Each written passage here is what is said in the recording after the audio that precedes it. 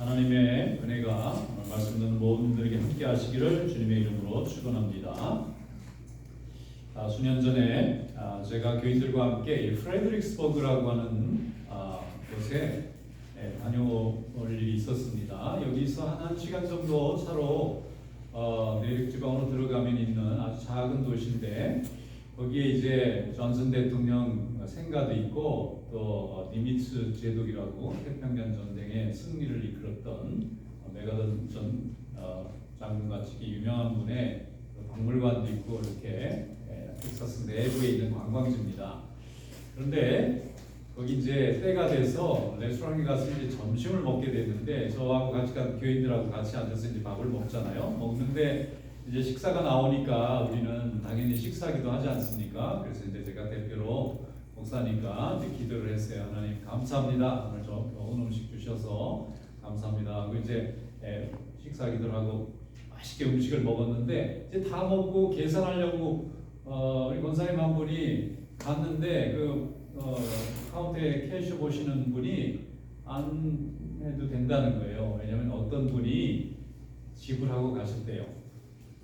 거기는 우리는 처음 가보는 곳이고 아무도 아는 분이 그 근처에 안 살고, 분명히 레스토랑에 사람은 많이 있었지만 우리가 아는 분이면 분명히 인사를 했을 텐데 아무도 없는 거예요. 그 동네 분들이 가득 있었기 때문에 우리는 아는 분이 아무도 없었는데, 생각해 보니까 왜 우리의 밥값을 지불해 주고 가셨을까? 우리가 식사하기 전에 기도한 것밖에는 특이한 게 없는데, 그러면 누가 기도하는 모습을 보고 우리를 예쁘게 봐서 밥값을 주고 갔다고 밖에는 판단할 수 없는 거예요. 누가 우리를 이렇게 예쁘게 봤을까 생각하니까 기도하는 모습이었을 것 같아요. 목사님하고 교인들인 것 같은데 아마 교회 다니는 분이 아니었을까 싶습니다. 그런 공공장소에서 씻기도 하는데 어떤 분은 막 몰래 하는 분도 있고, 어떤 분은 하는 둥 마는 둥 하는 분도 있고, 교인이가 들키는 게 싫어서 안 하는 분도 있고, 이런 분도 있는데, 우리는 뭐 목사님이고 또 집사님이고 또 권사님이고 다 이런 분들이니까 당연히 이제 밥을 먹을 때는 장소와 상관없이 항상 기도하죠. 근데 그 모습을 보고 아마 기쁘셨던 게 아닌가 싶어요. 그분들 식사값을 내가 다 낼 테니까, 그래서 어디 사시는 분이 냈는지 좀 알려드리니까 자기들도 모른대요. 저분들 밥값을 전부 자기가 낼 테니까 저분들 받지 말라고 하고만 가셨다니까. 그래서 저는 미국 사람들도 애국심이 강하잖아요. 이렇게 군복을 입고 전쟁터에서 휴가 받은 군인들 밥값 내는 거 막 서로 내려고 그래요. 그건 많이 봤어요, 저도. 그런데 우리 이렇게 한국 교인들이 모여서 밥 먹는데 저분들 밥값을 내가 대신 내주겠다는 걸 처음 경험해 봤어요. 그런데 그 후로 종종 그런 일이 있는 거예요. 저희들이 어디서 어신에서도 밥을 먹는데 누가 밥값을 주고 가셨대요. 목사님하고 교인들이 밥 먹는 거 보고 누가 또 기쁘셨나 봐요. 여러분, 저 어디 가서 식사 기도 잘 하시기 바랍니다. 그러면 어떻게 이렇게 누가 밥값을 대신 내주시는 경우가 있을 수가 있어요. 대부분 그렇진 않지만, 그래서 한편으로 감사한 마음이 드는 거예요. 저분이 저렇게 밥값을 누가 냈는지 얘기하지 말라고 하고 이름도 안 밝히고 갈 때는 너무 좋으니까 그렇게 하셨겠죠. 무엇이 저분을 저렇게 해피하게 만들었을까? 그 하나님 나라를 전하고 하나님의 이름을 높이는 게 좋은 거예요. 그러니까 그렇게 하죠. 여러분께 많이 선을 베푸시기를 축원합니다. 오늘 말씀에 보면 나면서부터 눈을 보지 못하는 불행한 사람이 오히려 하나님 앞에 쓰임받아서 영광 돌리는 모습을 볼 수가 있어요. 세상적으로는 가장 불행한 사람인데 주님의 복음 안에서는 가장 축복받는 사람이 되었어요. 오늘 성경 말씀 다 함께 읽어보겠습니다. 요한복음 9장 4절부터 7절 말씀, 오늘 주신 하나님의 말씀인 줄로 믿고 우리 다 함께 한 목소리로 읽어보겠습니다. 때가 아직 낮음에 나를 보내신 이의 일을 우리가 하여야 하리라. 밤이 오리니 그때는 아무도 일할 수 없느니라. 내가 세상에 있는 동안에는 세상의 빛이로라. 이 말씀을 하시고 땅에 침을 뱉어 진흙을 이겨 그의 은혜 받으시고 이르시되 실로암 못에 가서 씻으라 하시니, 실로암은 번역하면 보냄을 받았다는 뜻이라. 이에 가서 씻고 밝은 눈으로 왔더라. 아멘. 예수님이 어느 날 제자들과 함께 길을 가는데 거지가 하나 엎어져 있는 거예요. 근데 이 거지는 너무 불쌍하게 눈도 안 보여요. 근데 이 사람 가만히 보니까 다쳐서 시력을 잃은 게 아니라 태어날 때부터 빛을 못 보는 사람이에요. 세상의 이 아름다운 장면을 한 번도 보지 못한, 나면서부터 눈을 보지 못하는 맹인이 거기에 할 수 있는 거라고는 구걸밖에 없으니까 한 번 달라고 사람들이 지나갈 때 소리를 듣고 손을 내미는 겁니다. 그러니까 제자들이 너무 불쌍하잖아요. 그 인생이. 예수님에게 물어봤어요. 아유, 얼마나 저 사람이 인생이 죄가 많았으면 저렇게 나면서부터 세상에 이 밝은 빛을 보지 못하고 저렇게 맹인으로 살아야 될까? 예수님, 저 사람이 저렇게 앞을 못 보는 불쌍한 인생이 된 게 저 사람 잘못 때문입니까? 그 부모가 뭘 잘못해서 그 저주받아서 자식이 저렇게 눈이 멀어서 태어난 겁니까? 라고 물어봤어요. 그랬더니 예수님이 말씀하시기를 아니라는 거예요. 저 사람이 죄 때문에 그런 것도 아니고 그 부모의 죄 때문에 그런 것도 아니고 하나님께서 영광 받으시려고 저 사람이 눈이 보이지 않게 태어난 거라는 거예요. 깜짝 놀랐어요. 제자들이 무슨 소린가 그러는 거예요. 그리고는 그 사람에게 가더니 예수님께서 때가 아직 낮음에 우리가 아버지 하나님의 일을 우리를 보내시니 아버지 하나님의 일을 하여야 된다. 내가 세상의 빛이다. 그리고는 그 맹인에게 다가가서는 침을 땅에 뱉어서 그 흙을 이겨가지고 눈에다 발라주고 실로암 못에 가서 씻고 와라 그랬어요. 근데 이 맹인이 예수님의 말씀을 좀 듣고는 자기 죄 때문에도 아니고 자기 어머니 죄, 자기 부모 죄도 아니고 하나님이 영광 받으시려고 자기가 맹인이 됐다는 얘기는 난생 처음 들어보는 얘기인 거예요. 지나가는 사람이 저주받은 인생, 불쌍한 인생이라고 말했지 자기가 사람들에게 쓰임받은 인생이라는 말을 해준 사람은 세상에 예수님 한 분밖에 없는 거예요. 그래서 이 사람이 너무 기뻤는지 네! 그러고는 당장 실로암 못에 아마 가까이 있었는지 가서 눈을 막 씻고 왔는데 눈을 씻었더니 세상에 보이기 시작합니다. 눈이 밝아졌어요. 시력이 살아났어요. 원래부터 없던 시력이 난생 처음 시력이 나타났어요. 죽은 시신경이 다 살아나 버렸어요. 다른 사람들처럼 시력이 완벽해져서 너무 놀라운 모습으로 되돌아오고요. 사람들도 다 충격받고 제자들도 충격받고 예수님은 기뻐하시고 이 사람은 뜻이 기뻐하는 거예요. 그랬더니 바리새인들이 또 어디서 나타났어요.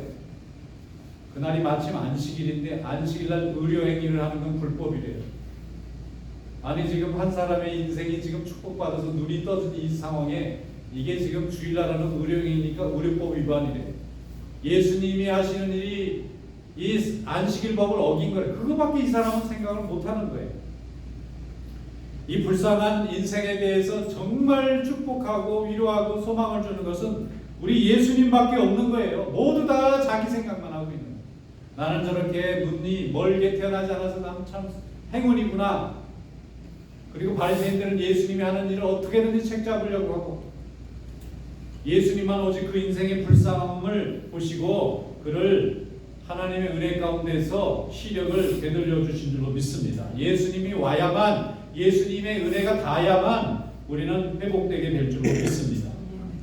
예수님께서는 제자들이 이제 머지않아서 시련과 박해와 어려움 가운데 복음을 전하게 되실 것을 아셨어요. 그런데 예수님이 오늘 하신 말씀을 잘 보면 아직 때가 낮이래요.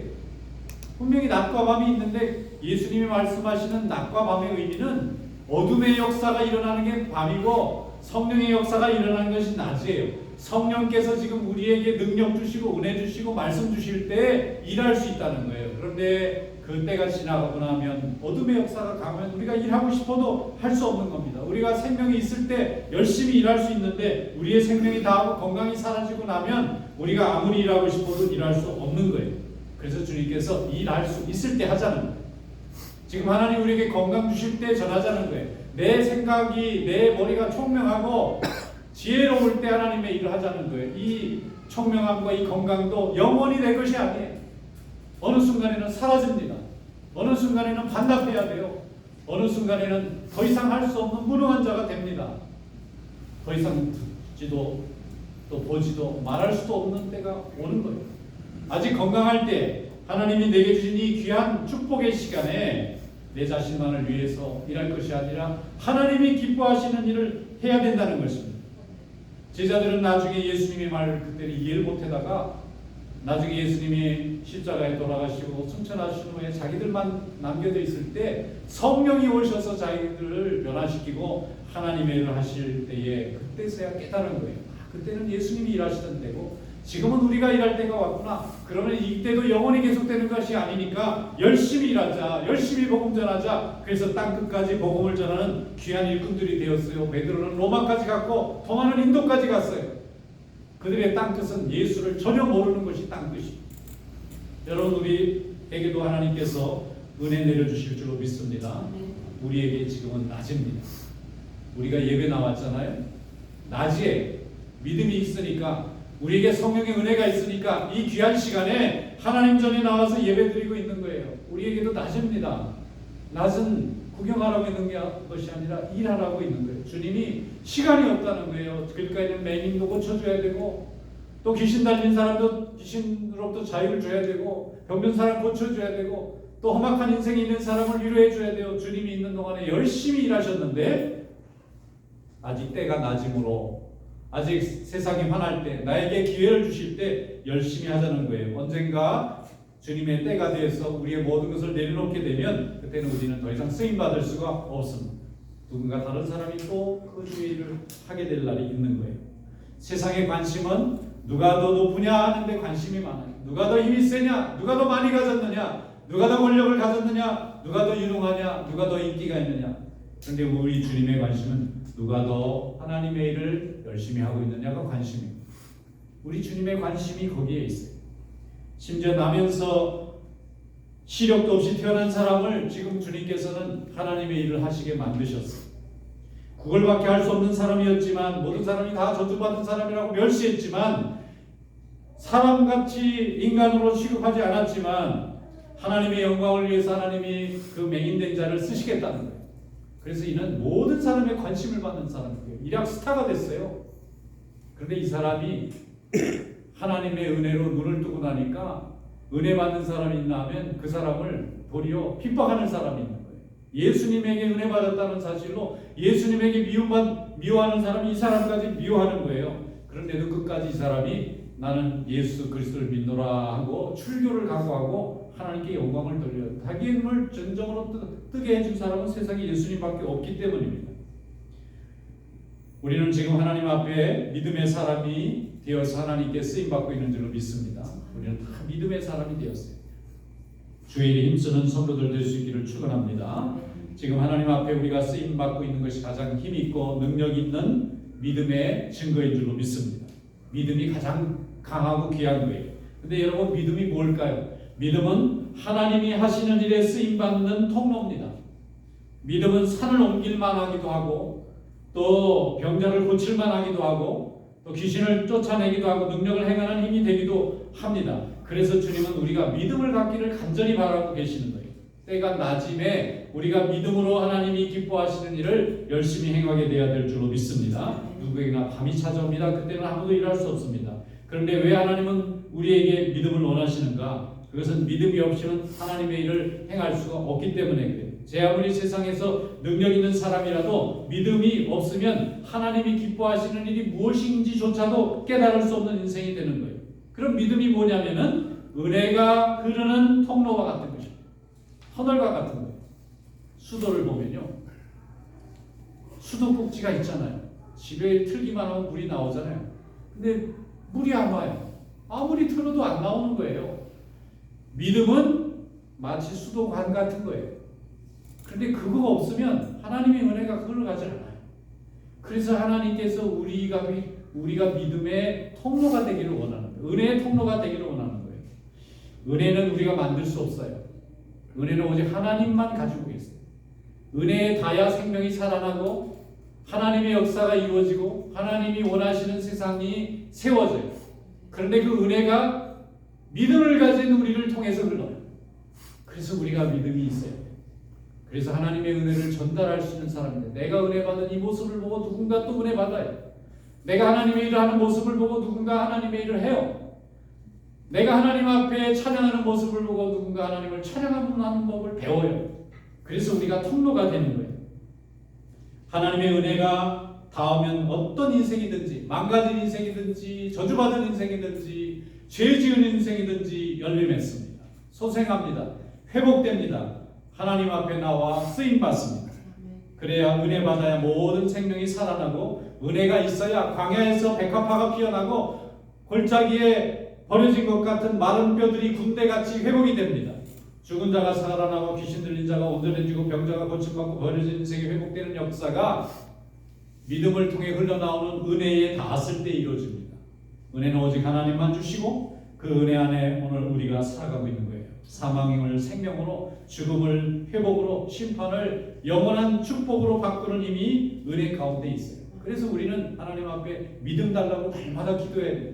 여러분, 날마다 주님 앞에 믿음을 구하는 성도가 될 수 있기를 축원합니다. 주님은 믿음을 가진 자를 지금도 찾으세요. 때가 아직 낮음에 우리가 건강하고 은혜 받고 하나님의 말씀으로 살아가고자 할 때에 하나님이 우리를 찾으세요. 아무리 건강하고 젊고 유능해도 말씀이 없으면 어둠과 같은 것입니다.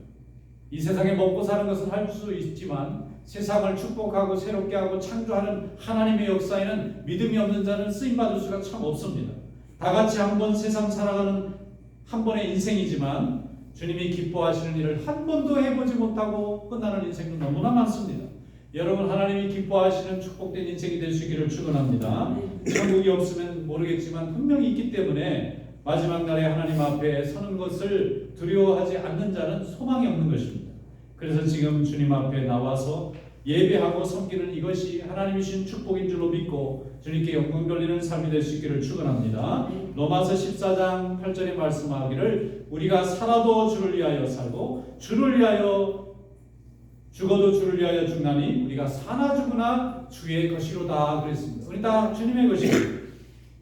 주님 앞에 나와서 예배하고 주님께 영광 돌리는 일을 기쁨으로 삼고 헌신하는 삶이 될 수 있기를 축원합니다. 세상에 망가진 인생도 저주받은 인생도 하나님의 은혜 가운데 살면 회복이 됩니다. 오늘 소경이 하나님의 은혜를 경험하고 하나님의 역사를 경험하고 살아나는 축복을 받지 않습니까? 베드로와 사도 바울도 은혜 받지 않았더라면 그는 정말 아무 보잘것없는 인생으로 끝났을 거예요. 그러나 하나님의 은혜를 경험했어요. 그리고 나서 그의 인생은 변화되어서 수많은 심령을 하나님 앞에 인도하고 회복시키는 일에 하나님께서 귀하게 쓰신 줄로 믿습니다.